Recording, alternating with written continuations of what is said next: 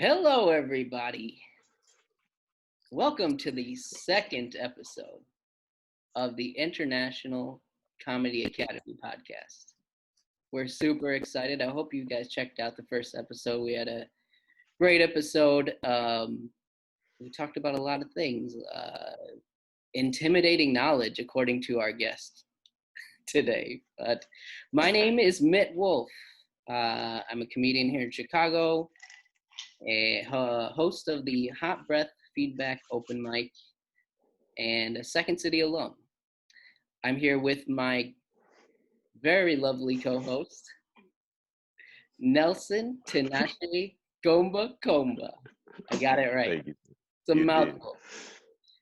It is. That's what she said.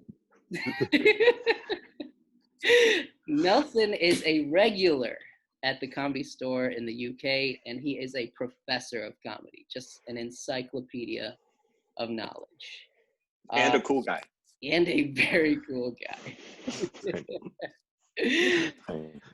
And finally, we have our guest, a very special guest today, a very funny comedian from South Carolina, guest member of a Tomorrow Quest Theater and the star of Buster Cups, the rap group that has a amazing single out called La Meek. Check it out in the details below. All right. Well. You did very good, Mitt. Very good intro. You're doing very good, man. Dude. Hey. From beginning to end, perfection. The hello at the beginning wasn't awkward at all.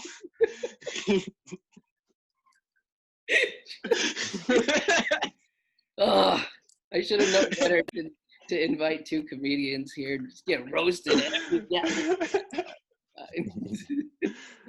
just gonna have a conversation, all right? Well, okay. So the reason I actually invited Patrick today is we're both part of the Right 10 Club on Hot Breath.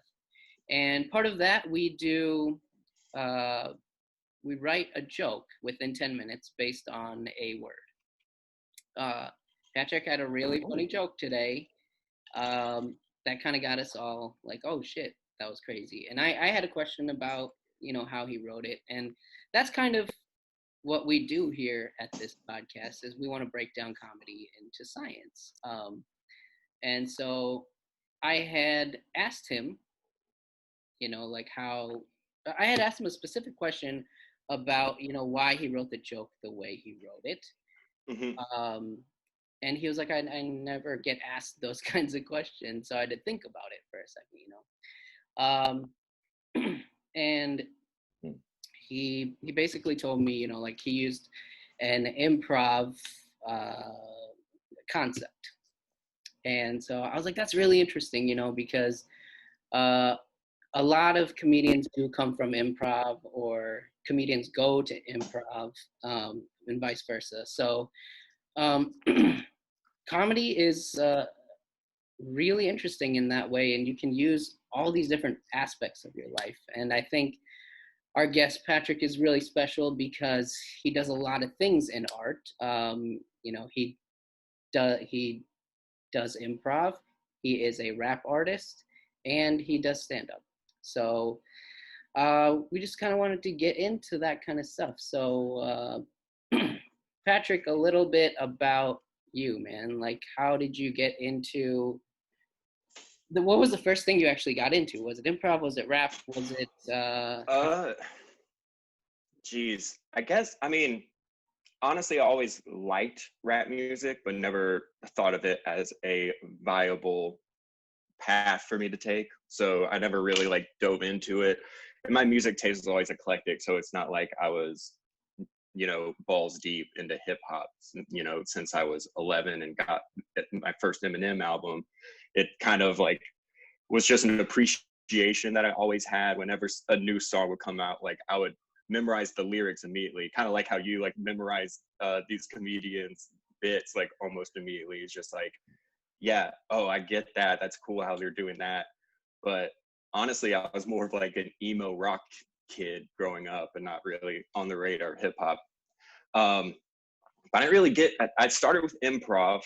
I think I was 21 when I started, and yeah, I was actually in school for graphic design.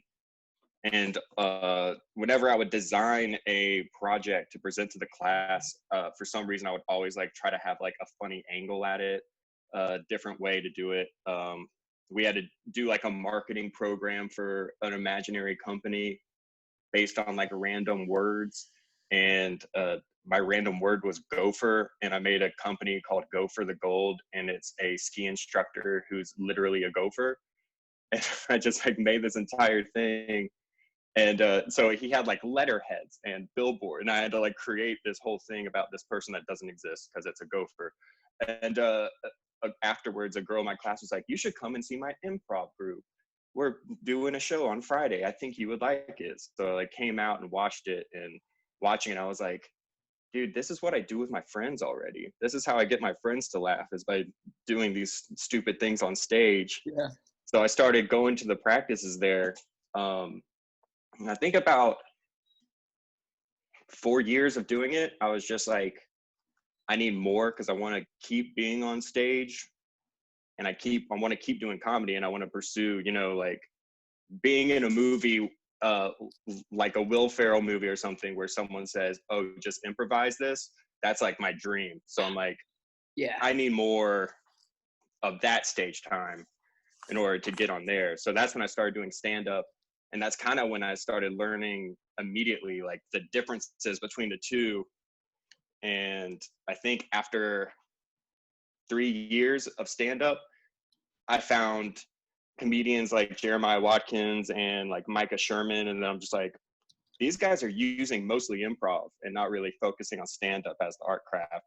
So from then I've been trying to figure out how to make them both work. And whenever I found that out, that's whenever I started like really being successful in the stand-up area, but I can still concentrate on improv, And rapping just happened in the middle, where in an improv game, we just started freestyling. And then I met my partner, Phil. We worked together, and he's in a like actual battle rap league. So we were just like, you want to write a funny song for the next show? And then that turned into like 3 weeks later, you want to write another funny song? And then it was like, we should make a band. So that kind of like catches you up on my life story. That's really hilarious. My parents got divorced when I was 9. Let's see. Sister moved to... No, I'm not. I'm just gonna keep going. Yeah. I have a right question. Before I said that was hilarious. You're like, then my parents got divorced when I was 9. I was like, Patrick, I have a quick question.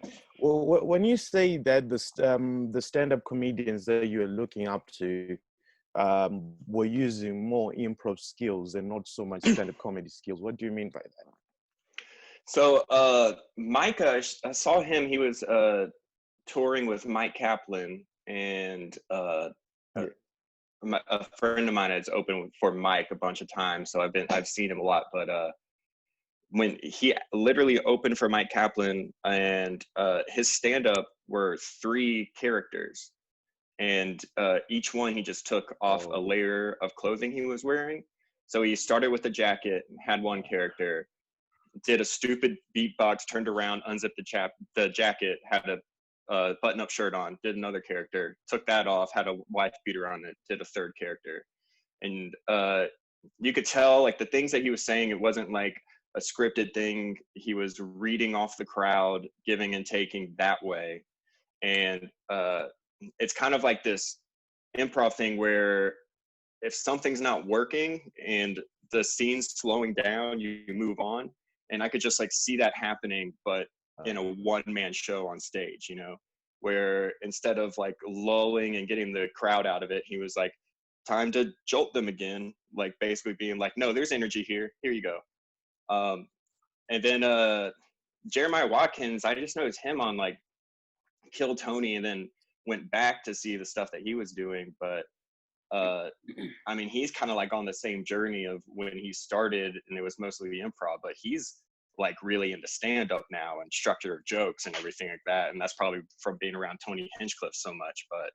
But incorporating the talents that he was good at was something that I was just like, oh, that's what I need to start doing. I need to stop trying to be like, because my set, even when I started, you know, I'm checking out other people, and I'm in Columbia, South Carolina. So basically everyone's on a certain playing field with 3 like heavy hitters. And then the rest of them are kind of like, we're pretty good. And then there's just like nothing.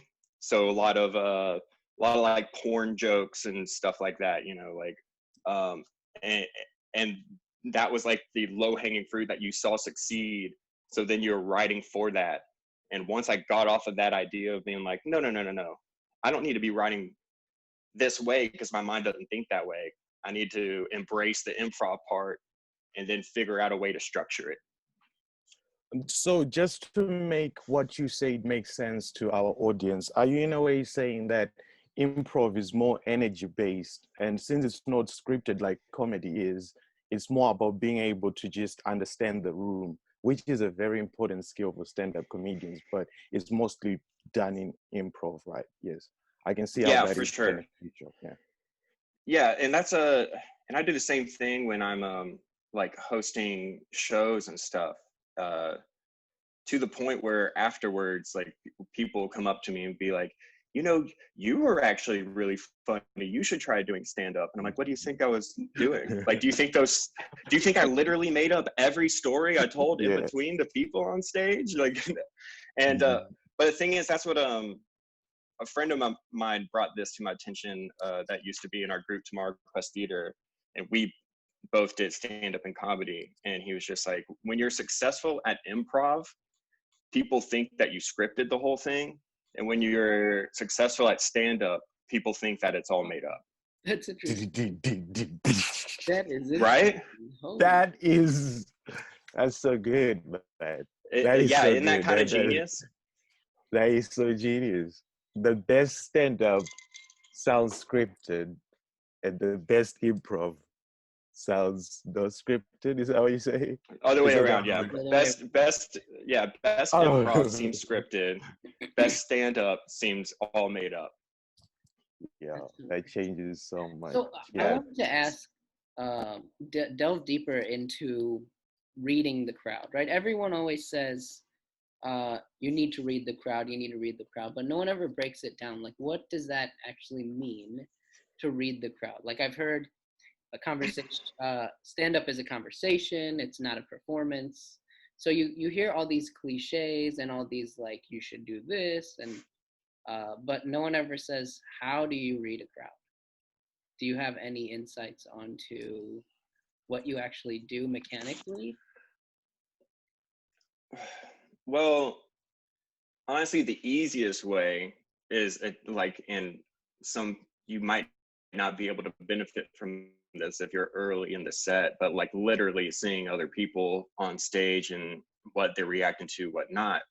But that gets you in trouble if that's what you limit it to. Because I know a lot of people that limit it to just like, oh, they like this, so now I have to do that. Like, I opened for a guy earlier, and I opened because in the audience, I saw a lot of older couples and people that were obviously family members. So when I opened that, I was like, I'm going to tell this family relatable story it's a story that really happened to me, that, of course, you know, when you're a stand-up and you're a storyteller, you're just putting the pepper in there to keep people interested, and then you're making sure it has a beginning, middle, end. And then now you have like a whole joke that's 7 minutes long, easy to keep people in there. And then since that was the room that I was going to, all of them were interested. Well, the problem that happened was the second person that came up, usually a completely different comic, was like, oh, I'm going to tell you guys a couple stories to just see how it's going.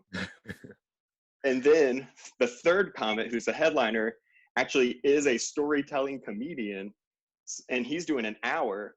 So at this point, the whole crowd has listened to an hour and 40 minutes of people telling stories. And you're just like, yeah, that's exhausting. And that's a situation of read the room. They're not going to want just one thing. In the middle, you need to chop that up. And you could tell that they weren't enjoying it like 20 minutes into the headliner set. And I'm like, need to figure out a way to turn this around. So that's like when I'm reading the room, I'm literally pretending I'm in the crowd and watching something on stage and being like, if I was sitting down, I would feel awkward right now. If I were sitting down, I would like, appreciate someone paying attention to this side of the room instead of everyone talking to this one guy. And, things like that, where reading the room is literally the entire room. It's not just the front row. It's not who's laughing, who's not laughing. It's body language and everything, Gotcha. Um, Go ahead. I have a different way of getting to the same destination, but what you say makes sense. It makes perfect sense. But my approach in the past, whenever I felt nervous before going on stage, I always pretended like my friend Melissa was in the crowd. She's someone that I went to uni with, always laughed at my jokes, one of my closest friends. And I had the same thing with this girl called Amy, friend from high school. They always laughed at my jokes. So when sometimes I'd be so nervous and just be like, man, let me just pretend Melissa or Amy's in, because they always laughed at my shit. And I felt like that made me relax so much, because I was like, listen, whatever I'm going to say, they're going to laugh, because like I convinced myself that they were in the crowd. But yeah, no, makes perfect sense. It's two different ways to get to the same result. Mm-hmm. And I mean, reading the room also can be as simple as like, this has happened to someone in the local scene before, but he got booked on an all-female show and he was the only male on it. And I think there were something like 5 female comedians and then him.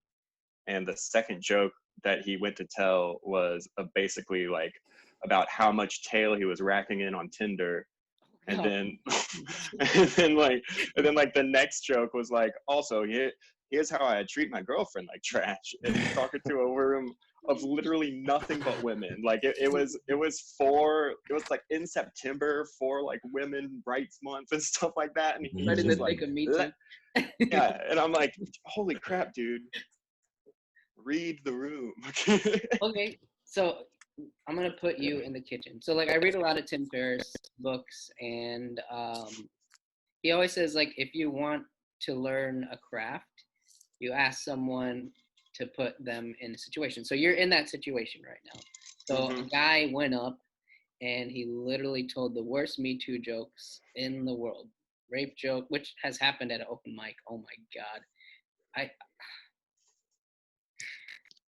There was this guy at an open mic that literally asked his open line was there was 2 girls in the back. They were about to leave. He was like 4th in line, and the girls were about to leave him. He was like, hey, before you guys go, I got a question for you. And the girls were just like, what?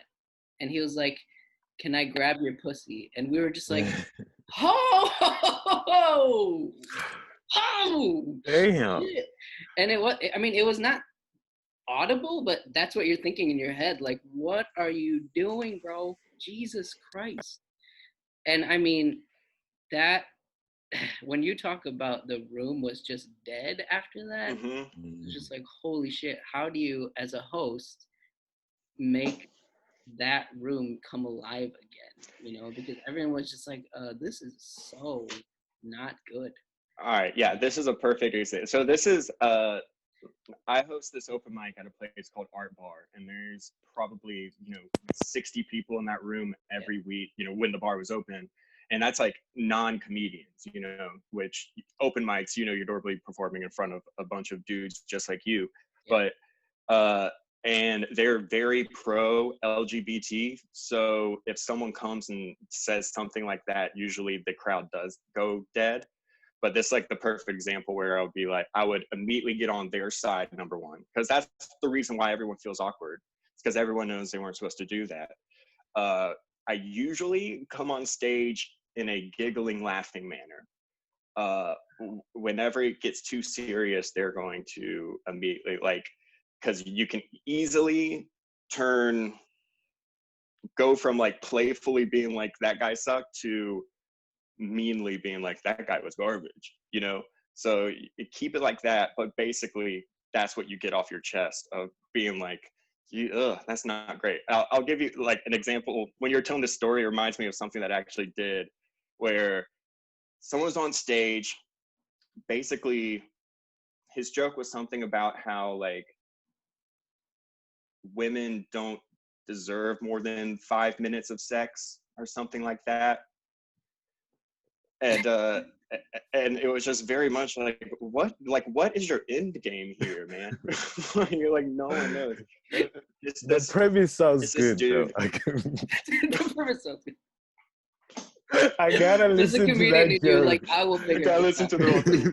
Listen, Yeah, but he's I gotta yeah, listen to that joke later. but he's like this dude with like long dreads and stuff, and it just like made everyone so uncomfortable. And I think he even like called a girl out in the crowd to kind of like be like, you want some kind of thing. So then when he went off stage, I went up and I was just like, wow, with that hair, it's like I'm Arnold Schwarzenegger in The Sexual Predator. And like just like quick whoopsie. And it's like just quick, like, here's a stupid joke. You guys feeling better now? Good, we all are. Here's your next comedian. And the amount of times I do have to do stuff like that's a little bit crazy, but it's pretty interesting. And there's it's so weird because especially in comedy in South Carolina, there's a place downtown. Well, not down, it's like outside of downtown, but it's called the Comedy House. And their style of comedy is very like urban in the sense of like, if you're watching like battle raps and stuff, if you're trying to make fun of someone and really get them, you basically just have to like call them gay, and then they get it, you know. and the whole crowd laughs, and it's great. And there's comedians that crush there by doing that humor. And then they come to Art Bar, which is mostly, you know, LGBT crowd, and come up there, and their punchline is basically like, "Man, you gay," and then like, and then everyone in the crowd's like, "And?" You know? Patrick, I have a question. Yeah. Before do you have a go-to joke? Like, you know, when a comedian is so bad, for example, sometimes when someone comes in on stage and I'm hosting a show, right? Let's say they're just so bad that the whole crowd, everyone unanimously agrees that either they're offended or that, like, you know, when an act is really bad and you have no choice but to reset the room. Do you have a go-to joke? My go-to joke is I just go up and say, that guy is available for kids' parties or something. Yeah. I don't know where I first That's a good one. It's just those little things where, like, at least the tension is, Yeah. you know. Do you have that material? Honestly, it depends. So if they're new to the room, like if I haven't seen them before, I'll make it a general thing. I usually try to keep it pretty personal and do it about something that they just talked about. I pay attention to everyone's set during open mics, which a lot of hosts don't do, but I try to make sure to grab it, because there's always a moment that at the end of it, you're like, I was there too when he said that, guys. But a lot of times I'll say, if someone just bombs on stage, I'll go up afterwards, and one of my go-tos is, you know what? These open mics, they're kind of like NASCAR races. Sometimes the wreck is the funnest part. That's good. Awesome. And it's just like, yeah, you're right. We're all in this together. And that's the thing, like, once you, if that awkwardness, if you don't get away from that awkwardness is going to be there all night. So It's gonna you got to ruin. keep everyone. Yeah. basically I'm like, you got to keep everything bubbly and going. I like down, and the easiest way to do that is bring energy, stage presence, and just talk. So like if someone, and a lot of these people, especially new comics, they are just like delivering premises in your lap. So you can easily tag most of these people's jokes when you're in between. If you That's just true. Yeah, wow. Because a lot of the time when acts are starting up, I've noticed that the premise and the punchline is normally like one great thing.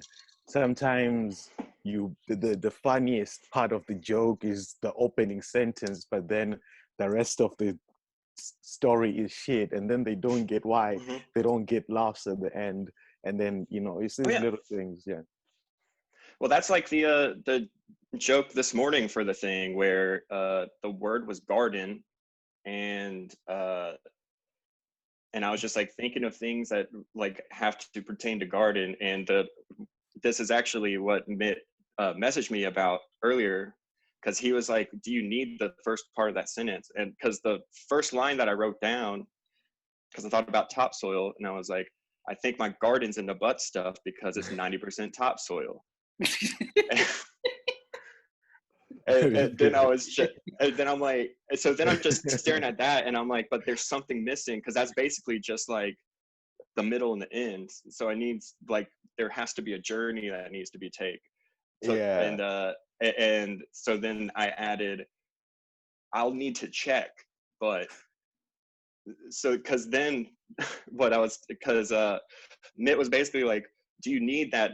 I'll need to check. And I was like, I don't know if I necessarily need it, but I like the idea that for some reason I'm like, I need to see if that garden's in the butt stuff. You need to investigate. Yeah, I'm like, hold on a second. And then it made me like be like, what does that mean? Does that mean I'm literally like putting plugs in the soil and being like, you like it? Or you're like, oh, something ain't right here. We have to find out. Yeah. So that, and he was like, well, how did you get there? And it's the concept of if then, which with Tamara Questeter, it's one of our like main things. It's yes and, if then, and listen are like our three big rules of improv. And if then is, if this is possible in this world, then what else could possibly be possible? So in this situation, if gardens can be in the butt stuff, then how would you check that? What's the other rules of improv? Because I could actually start applying this stuff. Yeah, the other one, and this is, I think it's one of the reasons why we have such like a tight group is, I mean, yes and, that's the big one, which is just accept. You don't have to literally say yes and. You can just be like, if someone's like, hey, here's a hot dog, you can be like, I love hot dogs. Do you have relish? You're not literally saying yes and, but you're acknowledging the hot dog and you're adding relish to the story, kind of thing. If then, if this is possible, what then is possible?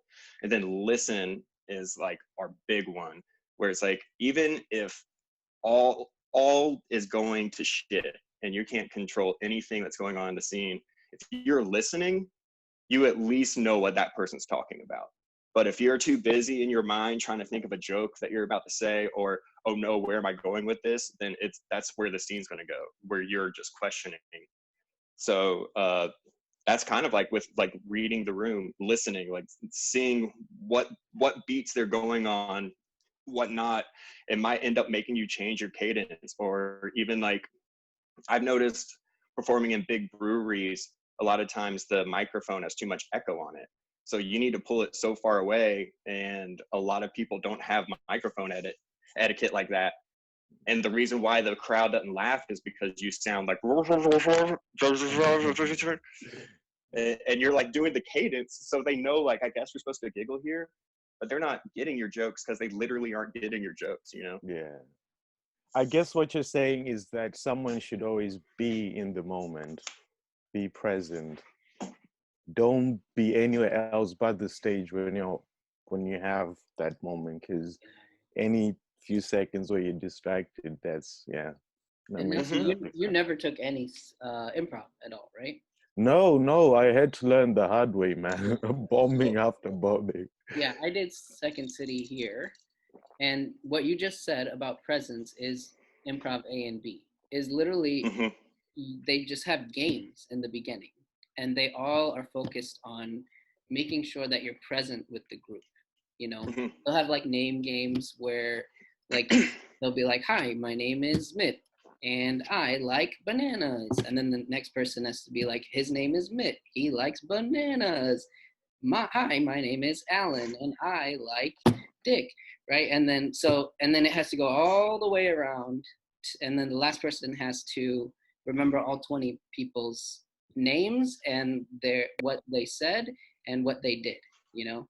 And that's just an example of being present and like Hmm. really realizing what's going on in that room, you know. And I really think, yeah, that's Yeah, why and it's that super important to actually know some of these concepts as a stand-up comedian, even if you're not into doing improv itself. It's very important, you hmm Well, a lot of people come out and see one of our shows, and when we do like the long form stuff, people are like, "Oh man, I'd love to do that. I'll come out and like to your practice it." And we have open practices right now. We haven't started charging for them yet.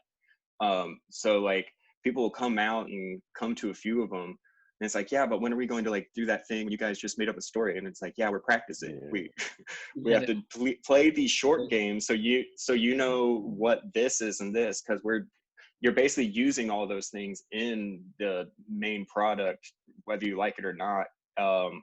And sometimes it's literal where you're like all of a sudden like, no, this is the game we're playing right now. And sometimes it's just like, oh, I see what's going on here. We're jumping on this game. Yes. Did you ever watch God, what was I can't think of it. Whose line is TJ it? and Dave. Oh no. They're TJ. actually yeah, they're from Chicago. They're basically like the Sonic guys. Yeah, yeah, yeah. TJ was on the other one was supposed to be Dave, but he ended up doing a Veep instead, I think. Oh, okay. But they have a show called Trust Us, This Is All Made Up. And one of the games that they play in that is basically like a word game of come up with as much wordplay with this word as possible. And their word was bait. Like they use the phrase cover all your bases. And they're originally talking about like literally covering someone playing shortstop, and then they're like, oh wow, we're covering all our bases by covering all our bases right Like, now. And they're like, wow, there's no way that you would ever really have that situation again, right? And then the other guy goes, well, maybe if there's like an orchestra and it starts raining, so you have to immediately start putting covers on all your bases. And then the other guy's like, oh, I guess, or if you're in a lab and your acids just start spilling all over the place. So you need to make sure to cover all your bases. And I'm like, that's the game right there. And it's just one they only went on this route for like maybe, that 30 to 40-second thing. But I was like, that was really funny. That's where most of the laughs came in that 2-minute period. But that's basically a game of like a warm-up game of improv where it's just like, oh, it's almost like A to C'ing immediately. You're just being like, boom, covering bases, covering bases, covering bases. Wordplay, I like it. That's great. Yeah, I get the one thing that reminded me of, I think you said something a couple sentences back, but what I took from improv when I first started stand up is it's okay to not know your lines, because that Mm-hmm. was the scariest part of starting improv is you just go up and trust in your instincts. And I think it was really nice to have gone through that fear and gone past that before I got on stage and did open mic. Because there are times where you're just like, oh shit, what did I write? And then that takes you out of the moment, and then you're not connected to the crowd at all, right? So then it was really nice to be like, okay, I can just kind of riff at this point until I actually remember what the hell I wrote down. Yeah, when I started from improv to stand up, I was kind of like the same way, where I used that ability of just listening. Like I basically just, if I got booked to host a show, I'm like, cool, I'm telling these 3 minutes worth of material, and then I'll just do crowd work in the beginning and a little in the middle, and then end on that joke, and then invite like the thing. So a lot of like the first times of me getting booked on stand up, I was barely using material when you thought about it. Like I'm mostly riffing on this dad who has the same birthday as his daughter, and whether or not that was planned out or anything, and how and and and, uh, and like just riffing on that. And then I think that's when I was opening for like Shane Moss or something like that. And afterwards he was like, I'd love to see your material sometime. And I'm like, oh, I didn't do any material.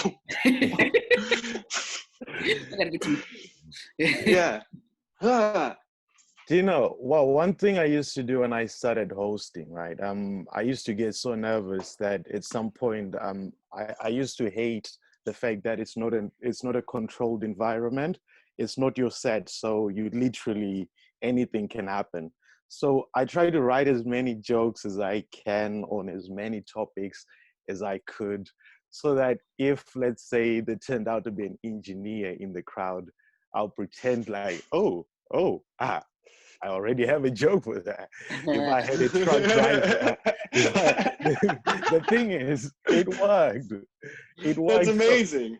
Because in a way, like my crowd work is, I wouldn't say a repetition of jokes that I've written before, but in the past I'd spend nights just trying to, even jokes that are incomplete, I try to have as much information on anything as possible, so that if ever I'm on a stage and I have to talk to someone, and let's say if they turned out to be a teacher, I'd have 10 stories for teachers ready. Mm-hmm. If they turned out to be a lorry driver, I'd have 2 or 3, or even if it's like a news story or something. But what I found out is that the more material you have, or the more you can relate to as many people as possible, it helps the crowd work. Like you saying that you can spend a few minutes talking to a dad who has a birthday with a daughter, that is random. But if you're in the crowd and if you're watching the comedian do that, that is impressive, because the audience can tell that, wait,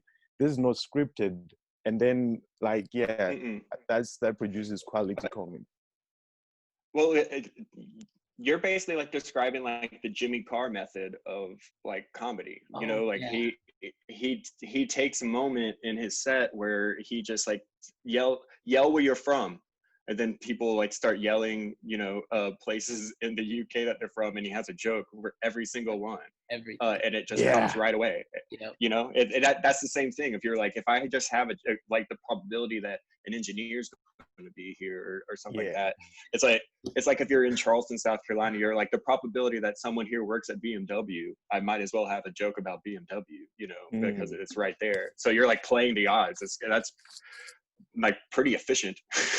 And then he has like a whole roast thing where he's just like, all right, or heckle thing, right? He's like, you guys can heckle me all you want, and I'm going to have heckle comebacks, you know? And then he has one fail-safe that works every single time, and I fucking love it. Can we say it at the same time? The audio. The audio. Yeah, why don't you go ahead and say it? You're all right. Let's try to. I want to say we're thinking of the same joke. Yeah. Do you know what to do, Nelson? Do you know what he's talking about? The scraping, the comeback of the. How does he phrase it? It's like, if you want to come back, if you want my comeback, you have to scrape it off your mom's teeth. Quality.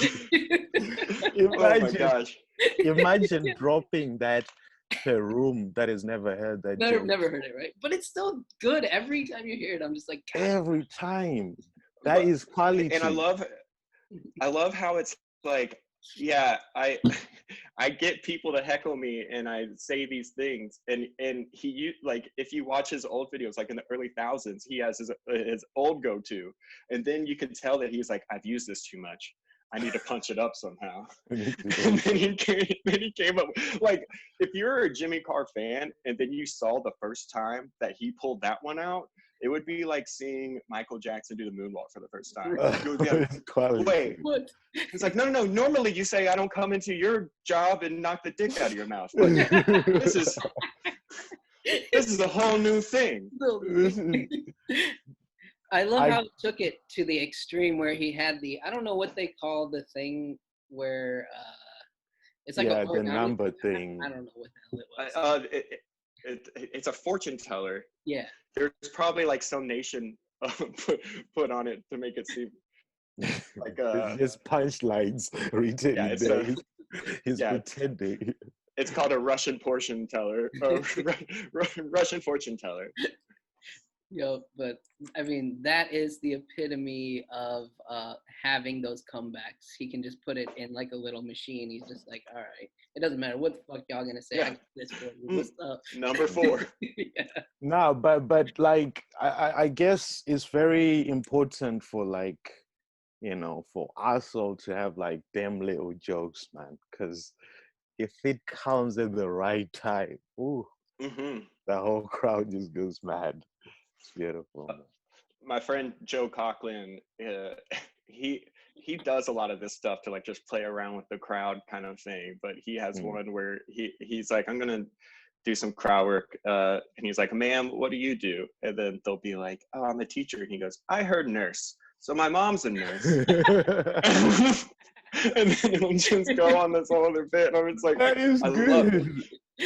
Right when you think that the comedian's engaged. It's like that. But see, that stuff, I love it so much because I would see myself doing that, and always having this sort of material is quality, man. And I feel like this podcast already, even though you're the first guest, I like it's all coming to life, man. Yeah, man, it's awesome. Yeah, I do have. Oh, sorry. I was just gonna ask one thing, Patrick. If someone was to come to you and ask for advice, right, and say they want to do stand-up comedy, would you recommend they try improv first, or how would you tell them to go about it? Honestly, probably not. I don't know. It's hard. It's such a strange thing. I think I see a lot more people doing improv than going to stand up than I see stand up going to improv. I'll see stand ups going to sketch comedy a lot. But I think especially if you're I would say this, because this is how I was. I just liked comedy. So if someone came up to me and said, I want to be a comedian, I'd be like, do as much as you can. Because every form of comedy is going to help you, like, in some way. Like, even, like, Judd Apatow started doing stand-up, was like, I'm not going to do this. I'm going to write some great movies. And then now he's doing stand-up again. So if it's, like, going to be your passion, you'll probably find it. But if you're just into comedy, I would be like, yeah, find an improv place, find a stand-up spot to do 5 minutes, and then you're going to quickly figure out which one you like more. Once you bomb 20 times doing stand-up, you get to that point where you're like, do I like this? Why am I doing it? You like start to like go back, you're like, I swear people laughed at me once. But like, yeah, and with improv, the thing is like you're relying on other people too, so you might like get sick of that aspect of it, and you might be like, I want more control over this, and then go into stand-up. Yeah. So if someone says I want to go into stand-up, they probably have that single-minded drive already. If they're like, I want to be on stage doing that thing, and I would be like, just concentrate on stand-up then. Concentrate on jokes and getting up there and being consistent, and no matter what room you're in, you're going to get them to laugh. I'd say I'm going to take it a step further, and I'm going to say try get experiences where you have to talk publicly, right? So like uh, before stand up, before improv, I was doing what the hell is that thing called? Damn, I can't even remember now. College? Toastmasters. Toastmasters. So Toastmasters is weekly. People get together and you have to have a 5-minute speech. And it just gets harder and harder. Like the first one is just tell a story about yourself. The 10th one is like, write a eulogy. And the 20th one is like write a commencement speech or whatever. So that was cool. And that was really awesome to at least figure out, okay, I do like talking in front of people, and like, and getting used to, not saying, all that kind of stuff, even though I say it a lot right now. You literally saved it. The other thing was sales, man. I actually did sales in between jobs where I did door-to-door sales. And that was crazy because I had to talk to random people. It was all just cold calls, right? And that was really awesome because they gave you like a sales dialogue where there was a beginning, middle, and an end. But then you had to riff in the middle. They called it, warming up the person or like trying to get to know. I just imagine the note being like, stretch. Right, that's what. And even they had comebacks too. Like when they said no, you had to be like, I hear you, but your neighbor didn't say no. They had better comebacks than that. It was a long time ago.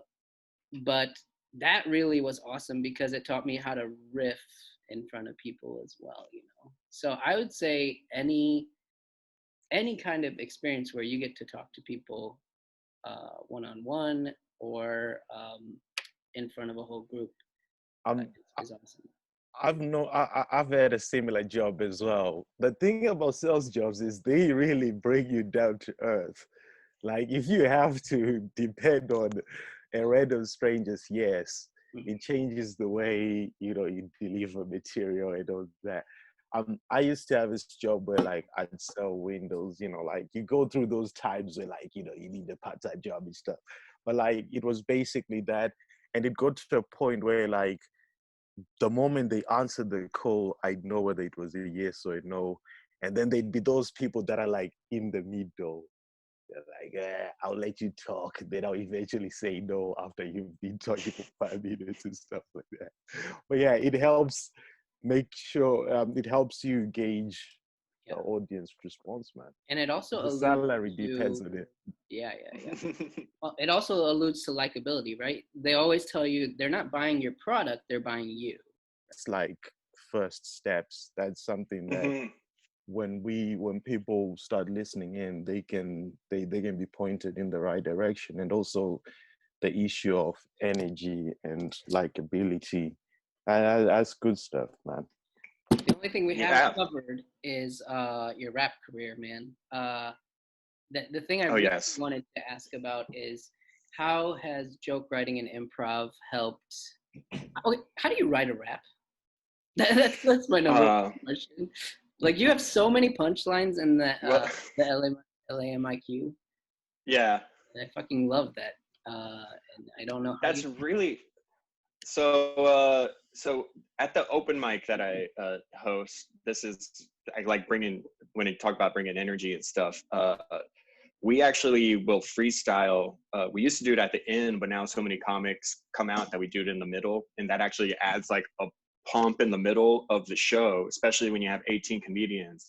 If you see 9 and then see 2 guys rap on stage, and then the comedians come back, that buffer, like it kind of like energizes them, so they're not just like sitting and being like, I have to sit through 13 more of these guys and stuff. So what we do is we say 3 random words, but it always ends up being like 5 from the audience. So the idea was like beginning, middle, end. Let's start, and it's just like, hey, we're quarantined. Second verse, the things we're doing when we're quarantined that are gradually getting a little crazy. Fourth verse, we're off the rails. So that's like where we're going. So then that turned into, all right, first verse, we're just sitting around being quarantined. Let's get some random things off. So then he would like, I think he started he said like, I'm quarantined, but I'm not infected. And I was like, oh, you can be like, because I got a MacBook and it's virus protected. and so and a lot of times it's like that where we'll write something, because I had a couple lines that were there and I wrote them purely on the visual joke, and I ended up scratching them and replacing them. I think the only visual joke I really kept was when I did laundry. So I caught up with all my laundry down to every last fold, finished folding on the socks, then I do the same exact load and literally push the whole load back into the laundry machine. Like that was literally written just because I thought that was a funny image of finishing doing something and be like, time to do it again. Showering. Yeah. So that's usually when we're writing our songs, we're always like, punchline, and then we'll do a loose setup usually, and then we get into the multis, which is like more rap terminology, like multi-syllabic sentences and stuff. So as many as you can put into one. Like our song Swivel Chair, I have like 4 in a row. Actually, I think I have 4 in Look at Me, I'm Quarantined too. But in Swivel Chair, it's like, Cersei, Stark, and Khaleesi, all of them after that iron throne, surely this play is a teasing. That you don't swivel still, a stone, getting distracted is easy. Go ahead and take some more Ritalin, check out my face, I'm cheesing. When I'm doing that swiveling. So that multi of, but so the challenge there was like, I want this rhyme scheme to happen 4 times and create a sentence with a punchline for each of these bars that came in. So it starts with like, all right, Game of Thrones. Like, why am I mentioning them? Oh, it's because they don't swivel, because the song's about the swivel chair. And it's like we put a dance with it and stuff like that. So it's just like, yeah, all these people in Game of Thrones aren't nothing because their chair doesn't swivel. And then it's like, who else is nothing because their chair doesn't swivel? Professor X, that's who. like, and you just like keep thinking of different things. But yeah, like the joke part, I think I concentrate a lot on the joke part more, even when it comes down to like, we'll have like 30 bars each and then piece them together. And then that's when we start like kind of be like, oh, let's move yours up here and then mine down here. Cause then it gets in the subject correctly. So it's not like, oh, you already talked about that, now you're talking about it again. Now it's like, oh, this seems to be relevant. Do you have a way of knowing when you have a hit? Like, do you ever drop some bars and like, oh, like, you know, that reaction where you're like, okay, that's some good shit. Like, do you? Here's the secret, Nelson. They're all hits. They're all hits. I like that. Oh yeah. But yeah, there is a couple, like, especially if you hit that multi-syllable right, it's like, like there's a line in Lamique that I wrote, and I was like, I want a line like that kind of has like a cadence like the baby in it. And so, and it kind of like came out of nowhere, but I liked the quick tempo change where it's like, yeah, started a new trend on the TikTok. Yeah, want to get famous on TikTok. Started a trend and made up a dance. Started a group on the Facebook where we all pretend to be ants. Like, it was just like, and it was such a change from all the other flows in the song.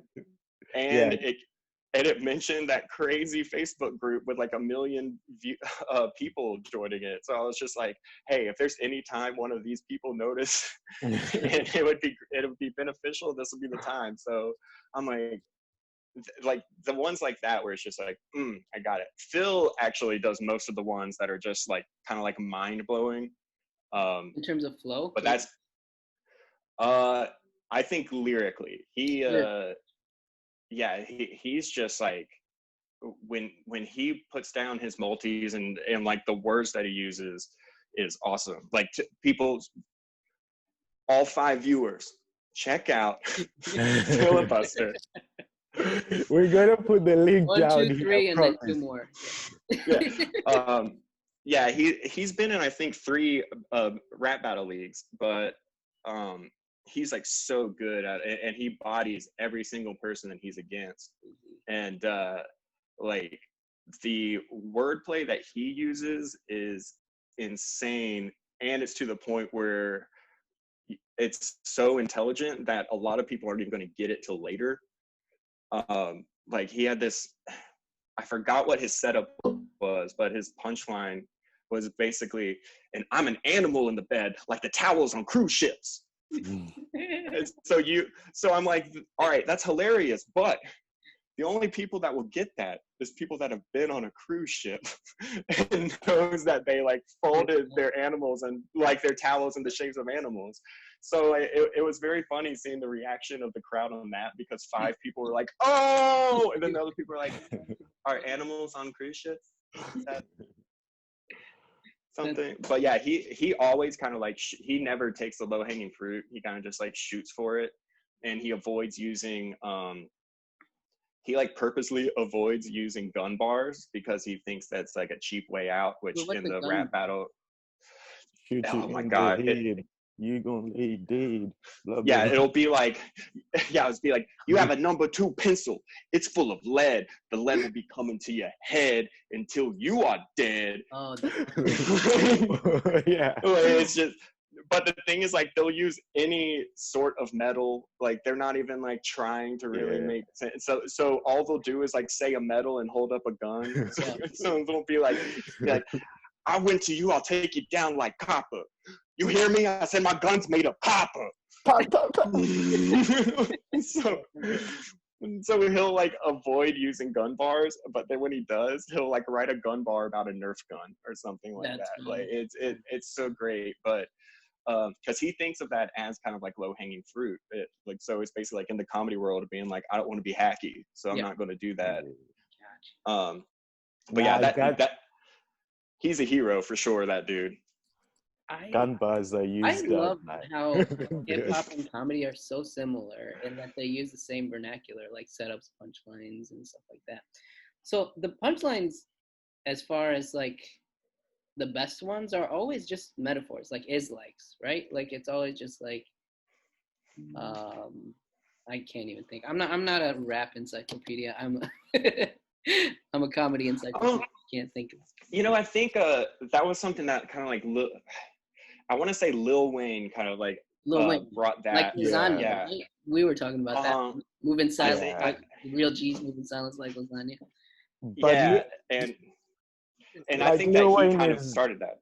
Yeah, he did. And he's so unique, isn't he? Like there's no many people that just do it the way he does, because he can do like the whole flow, the whole song. And it's a thing where he just kind of like shoves it in there. Like he was just like, it's basically like, I wrote this line and I'll find a way. Got a ponytail. That's a cell phone. Do you know the famous one? That's the one I was about to say. Got a ponytail. That's a cell phone. Now that's a cell phone. I listened to that, I was like, hey. What's the Drake toilet paper one? I forget something. I'm the shit because I'm toilet paper. I don't fucking remember. God damn it! I used to say it all the time. Something on the roll. On the shit or something. On the toilet. I'm on they the roll. use that one a lot as well. I'm really? The shit. And oh my God, so many people. There's actually like a J. Cole compilation on YouTube. Like, you know the Mom Spaghetti video you sent me, right? The Mom Spaghetti. There's a J. Cole version. The Mom Spaghetti. There's a J. Cole version where he's just talking about shit metaphors, like I'm the shit, blah blah blah. Shit on your, well, like you know how they rap that I'm the shit. You accidentally stepped on me in the yard. You know, like that sort of thing. He has like different lines where he's pretty much saying that he is the shit. So maybe we actually. Okay, go ahead. Sorry. No, you, please. So another segment we were thinking about was troubleshooting premises. And so Nelson and I were trying to figure out this Mom Spaghetti thing. Like, Hey, All right. Nelson, do you want to? What's up with Mom Spaghetti? Well, basically, the idea is that like the fact that when Eminem was in the studio, right? Did anyone ever stop him? Like, because you know the song goes, his palms are sweaty, knees weak, he's vomit on the sweater already, about spaghetti. Did no one ever go, yo, dog, that's the least gangster bar I've ever had in my entire life. Mom spaghetti. Mom spaghetti. Really? What else? No, but you know, he'll be like, no, that's not it. The thing is, I refuse to change my hoodie because I'm not going to change who I am. Therefore, the sauce is a metaphor about how life is always on my back. No, but the thing is, like, that bar inspires so many different ways of looking at it, because now that you've mentioned that, I'm starting to think, wait, initially I was going to make fun of that bar, but maybe Eminem really put some thought into that. Maybe it's a metaphor, man. Here's also a thing. I never noticed this now, but he said there's vomit on his sweater already. Already? Mom's It was never established that it was the mom spaghetti making the vomit. This dude just had vomit on his sweater already. And then he just mentioned, he could have just been passing by, he could be just walking through his house, right? And he's like, oh man, there's vomit on my sweater already. And then he looked over his shoulder, oh, mom spaghetti. No one ever said he ate it either. You know, that's why he won so many rap battles. It's like, dude, it's that guy that has vomit on his sweater. It doesn't make sense. Give it to him. I don't want to get close to him. He collects vomit on his sweater. What's that Will Ferrell? What's that Will Ferrell phrase? It's provocative. How does he say it? Like, I don't. No one knows what it means, but it's provocative. No, it's not. It gets the people going. Mom spaghetti. That's the thing. But we were riffing on like why rappers use Italian food. So then we went to like Lil Wayne lasagna. So it's like it must be a trend like back then where it was just like Lil Wayne's lasagna, Mom's spaghetti, Pop's frittatas, like Uncle Tommy's, I don't know. Grandma's gnocchi. What'd you say? Grandma's gnocchi, right? Or whatever, however you say that. You say gnocchi or gnocchi? I've never eaten it, so I don't know. You can't talk in the U.S. You guys invented the language. We fucked it up. The British. Bro, I have so much like stuff on that. Right, how's this bar? All right, it'll be like, the butterflies in my stomach turn into roly-polies. I can't wait to eat my uncle's warm raviolis. Yes. Those two things I don't even connected, but it would work. Because that is a Lil Wayne shove-in, you know? Yeah. Bars. The listeners just sitting there thinking, wait, how did we go from butterflies to roly-polies have nothing to do with butterflies. Could you imagine? Could you imagine how crazy it is when you thought you had butterflies in your stomach, but really they're just roly-polies rolling around? It's madness. Maybe that's what the rapper's trying to do, man. He's trying to make you dig deeper in the material. Yeah, it's J. Cole shit. That's funny. Dude, how fun. This was awesome, dude. Thank you, Patrick, for taking the time. Thanks for having me, guys. I can't wait to share it. We're going to bump the viewership up at least 400%. Definitely, man. That's definitely. Awesome. And also, I just want to say it's a pleasure to meet you, man. Thank you very much. Oh, it's a pleasure to meet you. We need to play around with that green screen next time. Dude. Really have some fun in the yeah. Have mom spaghetti. What rhymes with mom spaghetti? Man, I wish I could play the viewers off with your song. I'm just gonna put it up on YouTube real quick. Nice. That's fair. Oh, there's also speaking of like rap battles and stuff, the Buster Cups have a compliment battle on our YouTube page that you can Oh, find, that's where fun. we Compliment. we aggressively yell compliments at each other. Like, do you know what, man? You are an upright citizen at the end of the day. Yeah. You pay your taxes, all your bills Yeah. are paid out. Pay child support. I think one of my lines is it's like, you look like James Franco, but I'd love to bust a nut. Man. I'm gonna do a TikTok after this with the Yeah, get it done. I only have 5 It could be the videos, title. and one of them is rate my Yeah, TV. we got a couple on there. All right, brother. Thank you so much, man. This is perfect. This is how we wanted the music to be listened, through a Zoom meeting being played off of someone else's computer. My 2 favorite things are hip hop and comedy, so this is one of my favorite episodes that we've done.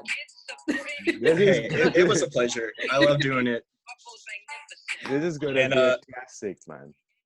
Yeah, anytime you want me back, I'll come on. Me and Phil can come on together one time. That would be awesome. That would be awesome. Yeah, and you can talk to him about his writing technique specifically. This has been episode 2, guys. Yeah.